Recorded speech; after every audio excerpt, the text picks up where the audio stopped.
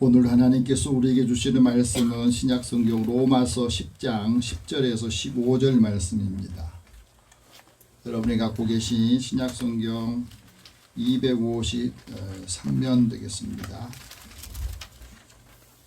이 계시의 말씀을 우리가 읽으면서 하나님께서 사도 바울을 통해서 우리 주시는 말씀으로 다 받으시길 바랍니다. 10절부터 같이 읽겠습니다.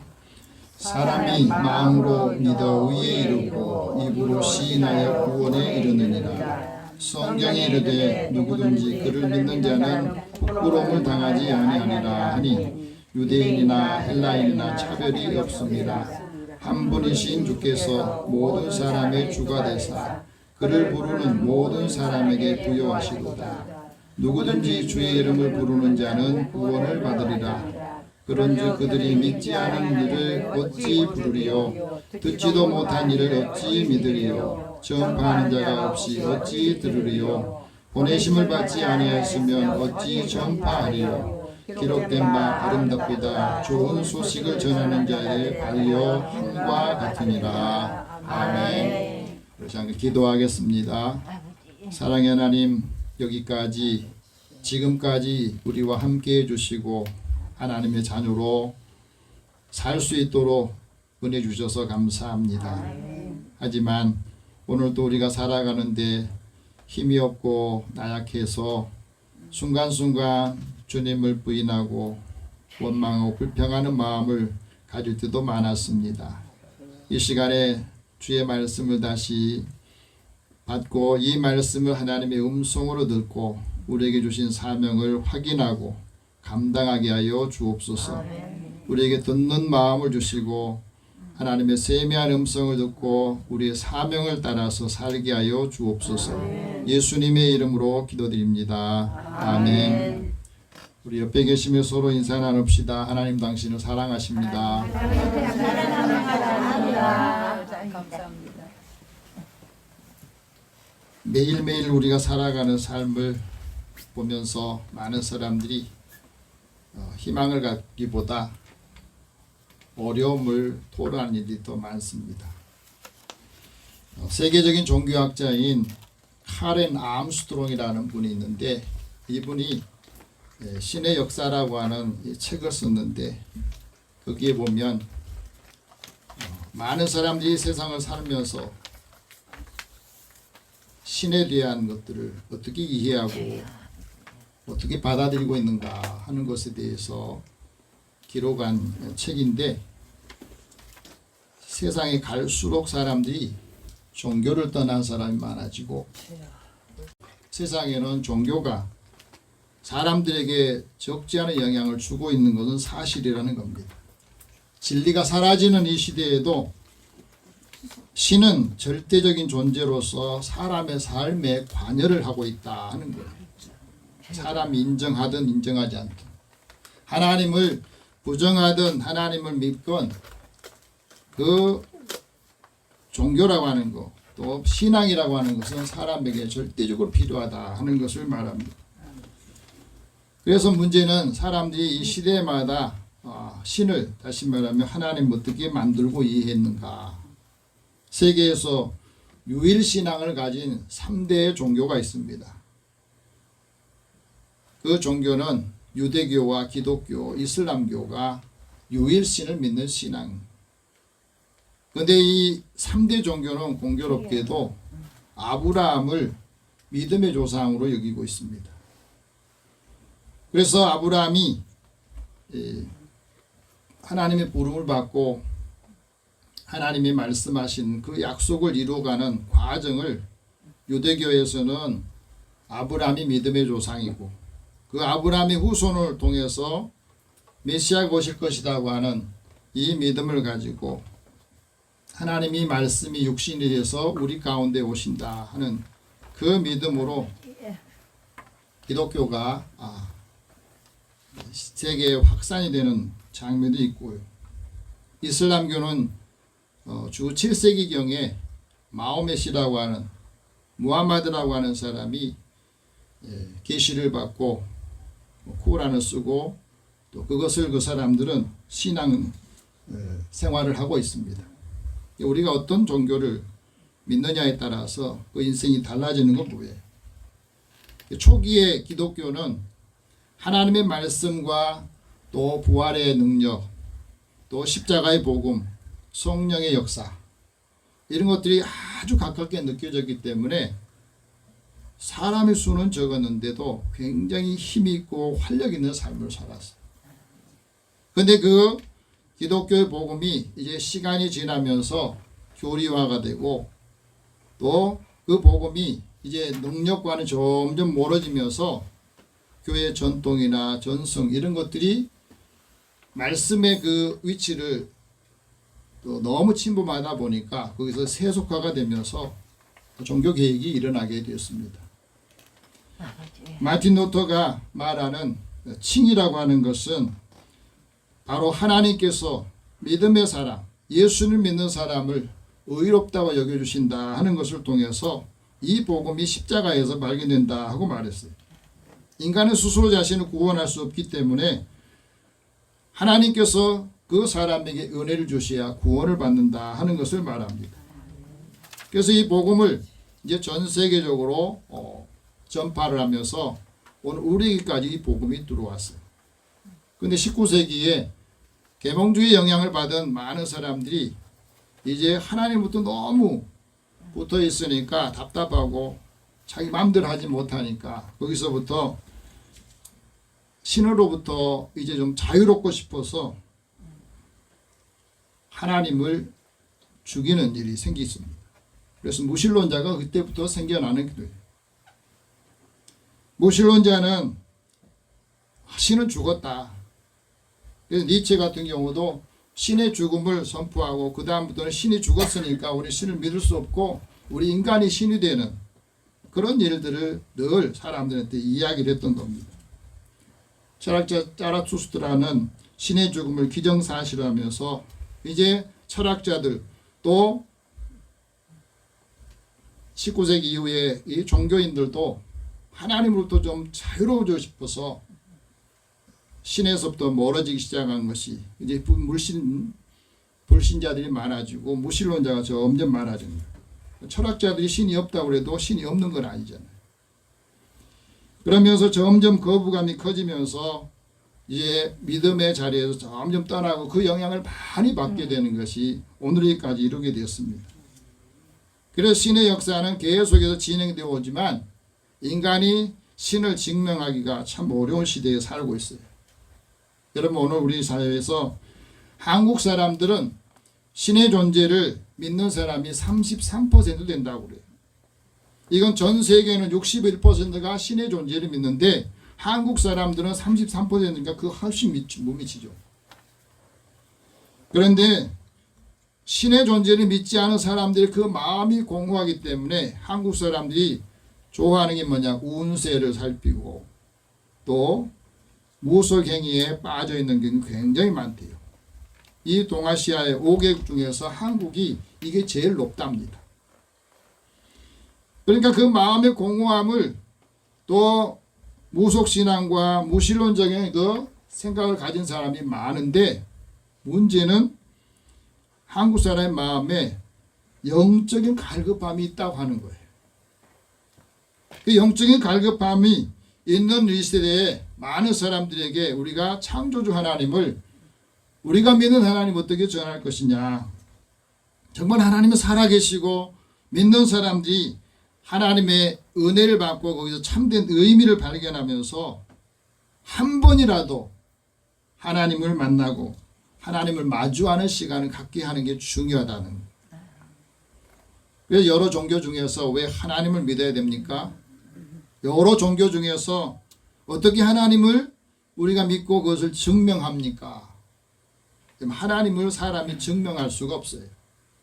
그래서 중세시대에는 철학하는 사람들이 신의 존재 증명이라고 하는 이 용어를 사용하면서 정말로 우리가 살아가는데 모든 게 다 그냥 아무것도 없는 것을 그냥 만들어지는 우연의 이치냐, 그건 아니라는 거예요.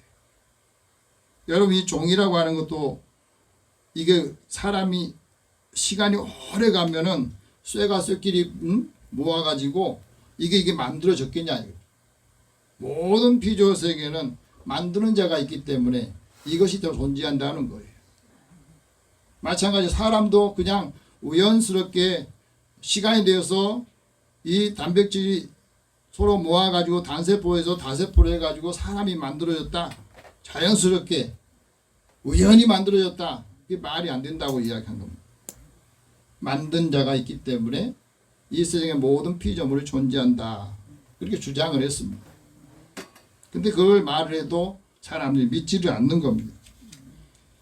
그리고 1세기에는 믿음, 소망, 또 복음 이게 기독교 용어가 아니었대요. 그 당시 사람들 일상 용어가 그거였답니다. 그런데 시간이 지나면서 이게 기독교 용어로 보면서 사람들이 느낄 때는 생소하게 느껴지고 낯설게 느껴졌다는 거예요. 하나님 우리를 믿음으로 의롭다 이겨줬다 이 말도 세상 사람들이 보면 굉장히 낯선 용어이기도 낯선 말이에요. 의롭다고 하는 성경의 말은 깨끗하고 양심이 옳게 행하고 세계 정의가 행하는 것을 의롭다 이런 표현을 쓰는 거거든요. 그래서 구약과 신약에서 의롭다고 하는 것은 자비와 관용 그리고 하나님의 인내와 친절하심 믿음과 구원에 대한 말씀을 하고 복음이라는 것도 좋은 소식이라고 하는 것은 사실 일상 용어였어요. 우리가 말하는 이 복음이라고 하는 것도 로마 시대에는요 그냥 사람들이 그냥 썼어요. 유앙겔리온이라고 하는 말은 전쟁하고 나서 그 전쟁을 통해서 승리하면은 이 소식을 막 사람들이 전하고 싶어 가지고 복음을 전했습니다. 기쁜 소식을 전했던 거거든요. 근데 지금은 복음이 기독교인에 한정되어 있는 것이에요. 그러니까 사람들이 볼 때는 생소하게 느껴질 수 있어요. 종고개혁은 1517년 10월 31일 마틴 루터를 통해서 이 종교 개혁이 이루어진 그때부터 이제 이루어지기 시작했는데 그래서 올해는 507주년이 됩니다. 종교 개혁의 핵심 가치가 오직 성경으로 오직 믿음으로 오직 은혜로 오직 하나님께 영광을 오직 그리스도로 회복하자는 거예요. 한번 따라합시다. 오직 성경으로 오직 믿음으로 오직 은혜로 오직 하나님께 영광을 오직 그리스도께로 회복하라는 거예요. 오늘 이 말씀 우리가 들으면서 우리의 믿음이 내 믿음이 성경에 기초되어 있는가 내 믿음이 하나님의 믿음의 기초가 되어 있는가 내 믿음이 하나님의 은혜 가운데 있는가 내 믿음과 삶이 하나님께 영광을 돌리고 있는가 그리고 나는 오직 그리스도로 살고 있는가 하는 것을 우리가 다시 바라봐야 됩니다. 그래서 오직 성경으로는 리바이벌로 하나님의 말씀을 다시 회복하고 힘을 얻어서 부흥하고 부활하고 회복하라는 말이에요. 하나님의 진리를 듣고 믿음을 회복하라는 겁니다. 이 믿음을 회복해서 활력 있는 삶을 살라고 말하는 거예요. 로마 가톨릭 사제였던 마틴 루터가 하나님 말씀을 또 종교 행위를 많이 했는데도 마음이 공허하고 답답했다는 거예요. 로마 가톨릭의 그 제도가 너무 신앙생활 하는데 이 사제인 자신도 답답한데 성도들의 삶은 어떻겠는가. 그리고 답답함을 해소하기 위해서 말씀을 연구한 게 바로 로마서예요. 그래서 로마서를 읽고 로마서를 연구하고 주워가면서 그가 믿음으로 구원을 얻는다는 사실을 깨닫게 되고 믿음으로 하나님께 의롭다함을 인정받는다고 말했어요. 그래서 이신칭의 복음이 거기서 나오는 거거든요. 믿음으로 구원을 얻는다. 좋은 소식은 모두 믿는 사람에게 하나님께서 구원을 주신 능력이다. 이 말씀을 그가 선언하게 됩니다. 그러니까 루터가 종교 개혁을 하려고 한 게 아니에요. 하나님의 말씀을 연구해 보니까 기존에 있던 로마 가톨릭이 얼마만큼 성경에서 벗어났는가 하는 것을 이제 하나하나 적다 보니까 그게 95개 조항이 됐고 그것을 붙이다 보니까 로마 가톨릭에서 쫓겨나고 그 사제직을 거기서 추방이 되면서 잃게 되는 것을 그래서 지금도 독일을 중심으로 한 교회는 이 루터리안들이 많아요. 루터교가 많다는 거예요. 그래서 하나님께서 믿음은 하나님의 말씀을 들음에서 온다. 이 들음은 하나님이 우리 안에서 일하시는 능력이다. 그리고 이 복음이 우리를 변화시킨다. 매일매일 우리가 하나님의 말씀을 읽고 변화될 때에 거기서 변화해서 우리에게는 하나님의 능력의 찬스를 얻는다는 거예요. 그래서 영어에도 보면은 이 체인지라고 하는 변화가 있어야 찬스가 온다는 거예요. 이 루터가 쓴 로마서 주석을 요한 웨슬리 목사가 읽고 난 다음에 그것을 책에 정리해서 감리교가 탄생하고 이 감리교의 영향을 받아서 성결교 신학과 순복음 신학, 구세군 신학이 여기서 이제 기초가 된 겁니다.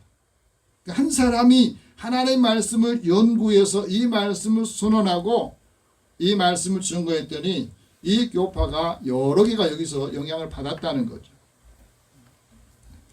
하나님을 인격적으로 만나면 사람에게는 세 가지의 변화가 일어나는데 첫 번째 변화는 마음으로 믿어서 믿음 안에서 새롭게 마음이 변화되는 회심이 일어난다는 거예요.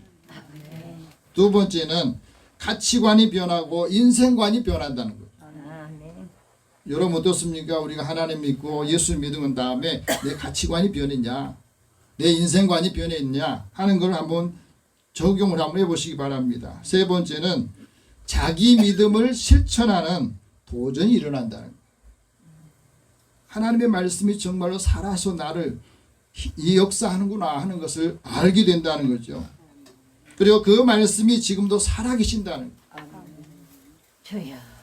우리가 하나님의 말씀을 많이 듣는데 이 말씀이 나를 살리지 못하면, 내 믿음이 나를 지켜주지 못하면 그 믿음은 헛것이에요. 그 말씀이 내 안에 있어야 활력이 있고 그 말씀이 지금도 나를 살리고 나를 지탱해주는 그 힘이 되어야 되고 이 말씀이 나의 속사람을 새롭게 하는 이것을 체험해야만이 내 믿음을 내가 지킬 수 있는 겁니다. 내 삶을 지킬 수 있다고 하는 거예요. 오늘 사도 바울을 통해서 이 말씀을 듣고 믿음의 역사가 나타나기를 원하십니다. 이 말씀을 듣고 믿음을 회복해서 좋은 소식을 전하는 믿음의 사람 되기를 축복합니다. 오늘 본문 10절 다 같이 읽어봅시다.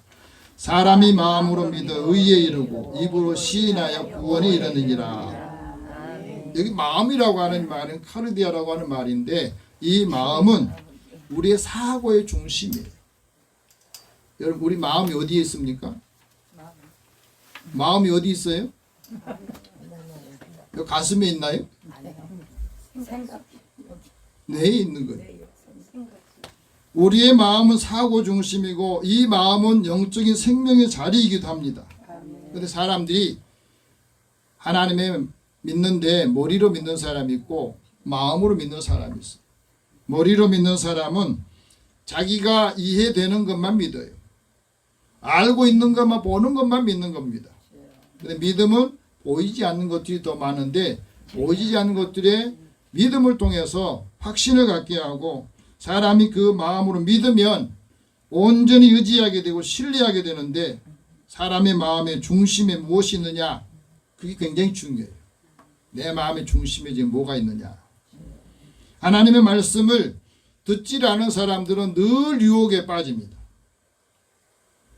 하나님의 말씀을 듣지 않은 사람들은 마음이 공허하기 때문에 다른 신을 숭배하게 되고 다른 사람들에게 그것을 전할 수가 없습니다. 그래서 그 인생이 장구하지 못한다 하고 말합니다. 마음의 두려움이 항상 있어서 인생을 살아가는데 이길 수가 없어요. 그 마음이 고통스러울 때도 하나님의 말씀이 있는 사람은 그 고통을 하나님께로 가져와요. 우리가 어떤 일을 새롭게 하려고 할 때 마음이 두려운 마음이 생기잖아요. 여호수아도 그랬거든요. 모세는 능력이 있고 하나님께서 능력을 많이 주셨는데도 이스라엘 백성들을 이 40년 동안 광야에서 끌고 오는데도 어려웠는데 모세의 후임으로 이제 가나안 땅에 들어가는 입장에서 너무 마음이 두렵고 답답한 거예요. 하나님 그 마음을 아시고 여호수아에게 말하잖아요. 너는 마음을 강하게 하고 담대히 해라. 두려워하지 마라. 놀라지 마라. 네가 어디로 가든지 내가 너와 함께 할 것이다. 하나님이 함께 하신다고 하는 확신을 가지며 어려운 일이 있을 때마다 하나님 앞에 그 문제를 가져오는 거예요. 한나라고 하는 여인도 그랬습니다. 자식이 없어가지고 늘 고통스러울 때 한나는 그 마음이 너무너무 괴로워서 성전에 나와서 하나님 앞에 기도를 해요. 통곡을 하면서 하나님께 소원하면서 이렇게 말합니다. 만군의 여호와여, 나에게도 아들을 주십시오. 아들을 주시면 내가 평생 그 아들을 여호와께 드리고 그에게 삭도, 다시 말하면 이발을 머리에 하지 않겠습니다. 칼을 들지 않겠습니다. 나시린으로 키우겠습니다 하고 고백을 하면서 그가 하나님께 내 마음과 삶을 잊지 않게 해주다고 하나님께 간절히 기도합니다. 우리가 어려움이 있을 때마다 그 문제를 하나님께 가져온 사람, 그런 믿음이 있는 거예요. 반면에 하나님을 떠난 사람들은 그 하나님을 떠나면서 마음이 공허해지기 때문에 늘 그 죄악이 그 마음에 물들어 있어요. 그래서 그들의 생각은 항상 악하다고 그랬습니다. 악한 사람들이 생각하는 모든 계획들이 다 악하기 때문에 하나님께서 그래서 심판을 하신 거예요. 하나님이 사람을 이 땅에 지으신 것을 한탄하고 근심하셨다. 지금도 많은 사람들을 보실 때 하나님이 한탄과 근심하는 사람이 많아지고 있다는 게 문제겠죠. 마음의 근심, 마음이 강팍해지면 하나님의 말씀을 듣지를 않습니다. 말씀을 듣고도 듣지 않으면 큰 계속해서 손해를 보는 거예요. 반면 하나님의 마음을 알고 그 마음을 다하고 성품을 다하고 뜻을 다해서 하나님을 찾을 때 하나님 만나 주신다 하고 말했어요. 여러분, 사람이 마음으로 무엇을 믿느냐, 이게 굉장히 중요해요. 왜? 그게 마음으로 믿는 것이 그 사람의 가치관을 형성하기 때문에 그렇거든. 마음으로 무엇을 믿느냐, 그것이 자신의 인생을 결정하고 마음으로 무엇을 믿느냐에 따라서 그 사람이 무엇을 하느냐가 결정이 되는 거예요. 왈도 에머슨이라고 하는 분이 이런 말합니다. 당신이 뭘 믿느냐에 따라서 당신의 운명이 결정된다고.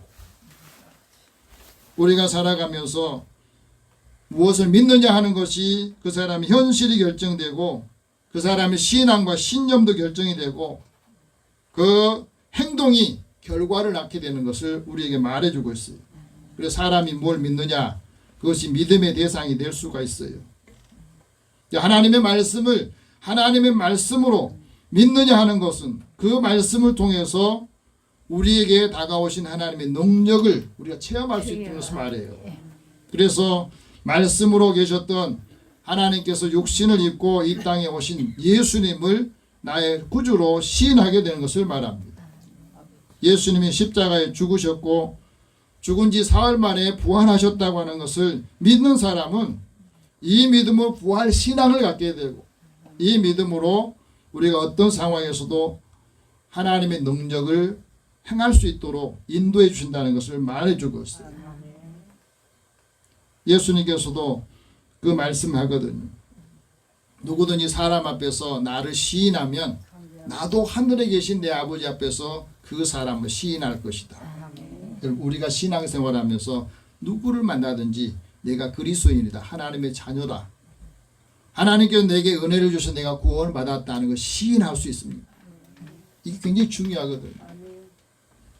예수님 믿는다고 시인하는 사람이 합당한 삶을 사는 것이고 하나님의 영이 내 안에 있기 때문에 내가 예수님을 구주로 영접하게 되고 그리스도께서 육체로 오는 것을 시인한다는 거예요. 반면에 적 그리스도 영이 있는 사람은 하나님을 인정하지 않습니다. 여러분, 하나님을 믿는다고 하는 거, 그거는 그래서 은혜라고 하는 거예요. 적 그리스도 영이 세상에 있을 때에는 하나님 믿지 않게 돼요. 그런데 예수님께서 말씀하기도 적 그리스도 영이 벌써 세상에 와 있다. 그래서 그 적 그리스도 영이 사람들의 마음을 지배해서 예수를 부정하게 하고 믿지 못하도록 회방을 한다.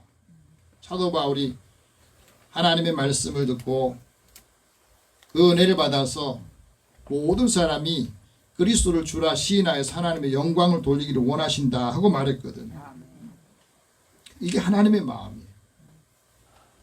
세상의 모든 사람이 예수님 믿고 구원받기를 원하신 게 하나님의 마음입니다. 근데 믿지 않으면 이 모든 게 다 효력이 없는 거예요. 그래서 모든 사람이 예수님 믿기 위해서 우리가 복음을 전해야 된다.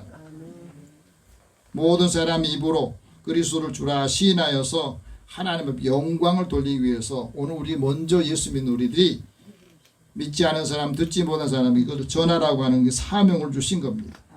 그래서 그 사람에게 하나님께서는 예수 믿는 사람을 부끄럽게 하지 않는다 하고 말씀했거든.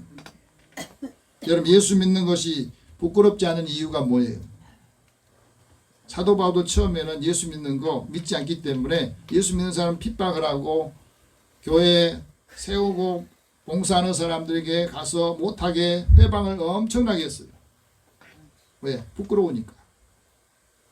그런데 예수님을 만나고 난 다음에 그런 이렇게 고백하면 내가 복음을 부끄러워하지 않습니다.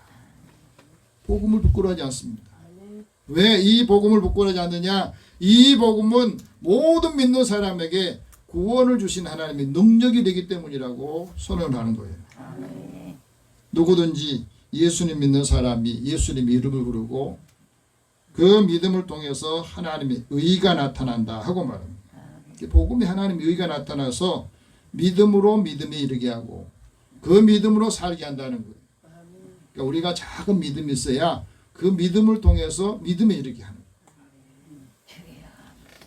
오늘 13절 말씀 보면 주의 이름을 부르는 사람이 구원을 주신다 하는 말씀 같이 읽어봅시다. 누구든지 주의 이름을 부르는 자는 구원을 받으리라. 우리가 왜 주의 이름을 불러야 되느냐?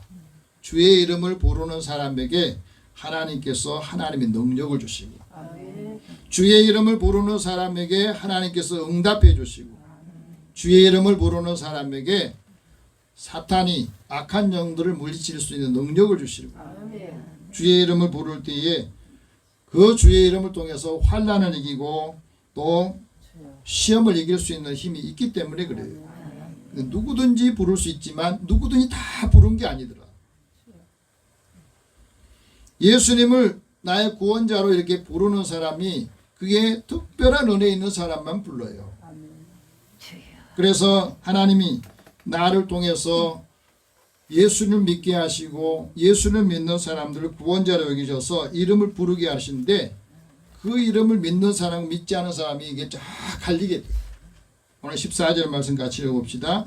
그런즉 그들이 믿지 아니하는 이를 어찌 부르리요? 듣지 못한 이를 어찌 믿으리요? 전파하는 자가 없이 어찌 들으리요?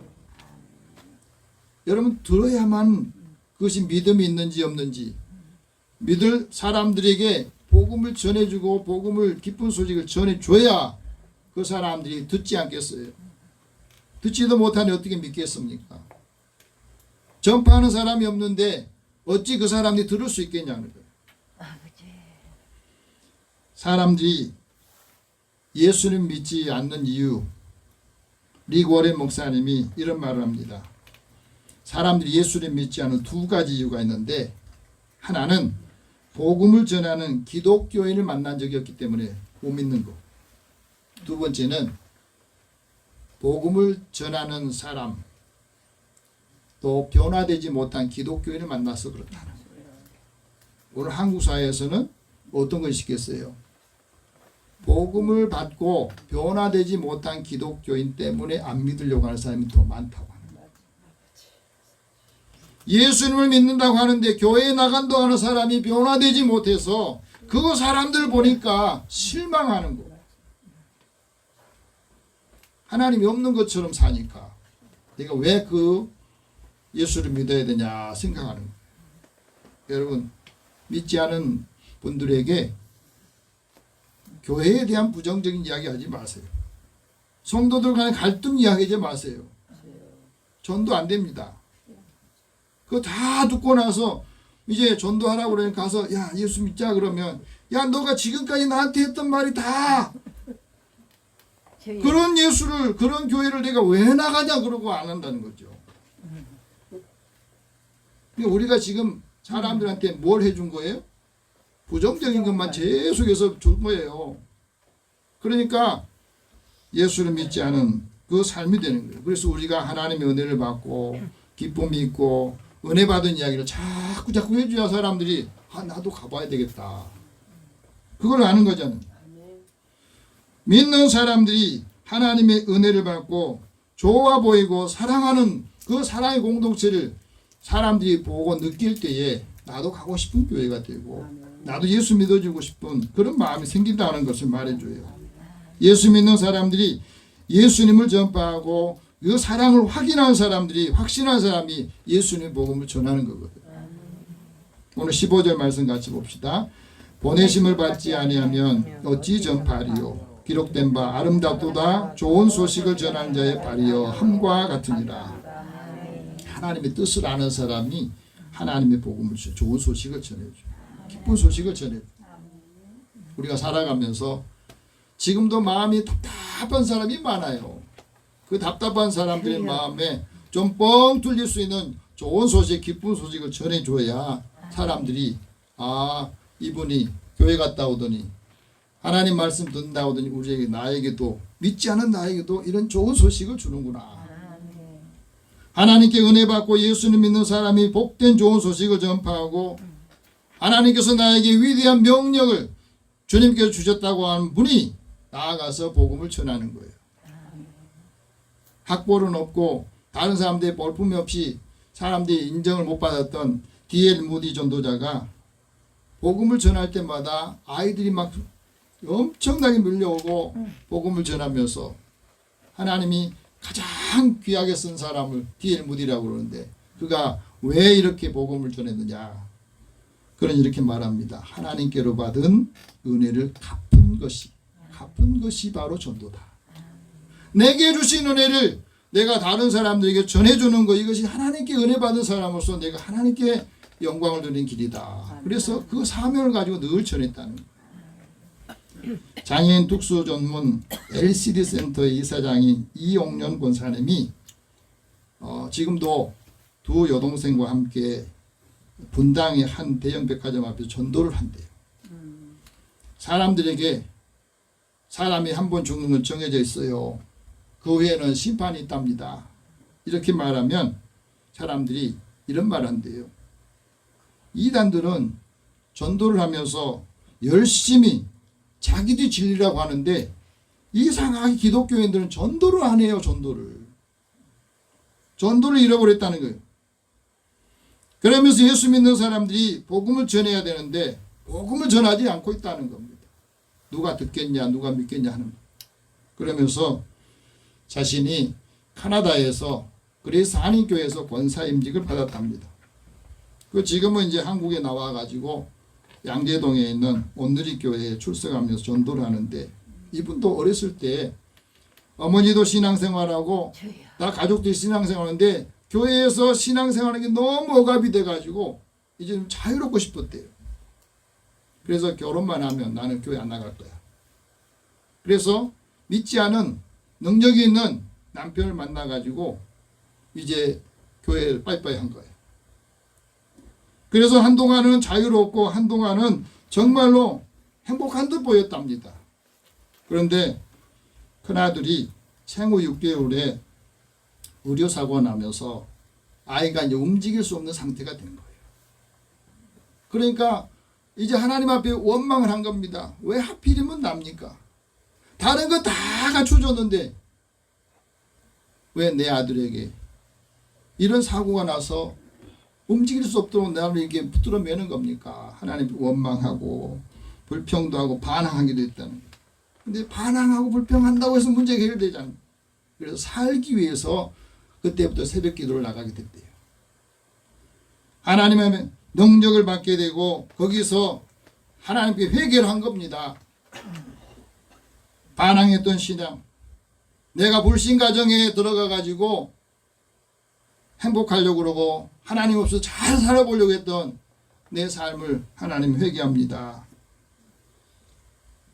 그리고 믿지 않는 가정에 신주단지 모시고 또 제사 지내고 하면서 하나님과 점점 멀어졌던 자신의 삶을 하나하나 회개하고 통회하면서 하나님 앞에 기도했더니 자기가 기도하는데 방언이 나오기 시작한 거예요.